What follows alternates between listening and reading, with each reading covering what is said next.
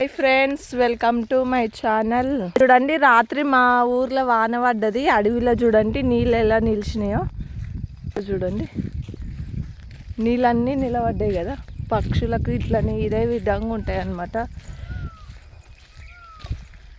చూడండి, నెమలి అరుస్తుంది. నీళ్ళు నిల్వ ఇట్లనే ఉంటాయి అన్నమాట. కోపులల్లా ఇంకిపోతాయి నీళ్ళు.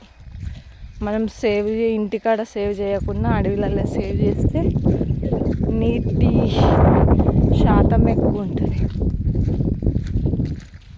చూడండి, ఎంత చల్ల గాలి వస్తుంది అడవిలోకి రాగానే.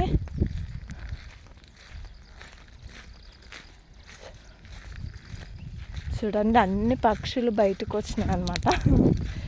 పక్షులే కాదు, పాములు కూడా వస్తాయి ఇప్పుడు చల్లగా ఉందని.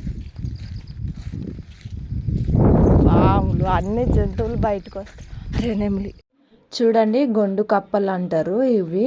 ఇగో నేను వస్తుంటే అవి ఉరుకుతున్నాయి అనమాట. చాలా ఉండే ఎల్లో కలర్ ఉన్నాయి అనమాట గొండు కప్పలు. అది ఆకాశం నుండి వాన పడ్డప్పుడు పడతాయంట ఇవి. నేను ఇంతవరకు విన్నా కానీ చూడలేదు ఎన్నడూ.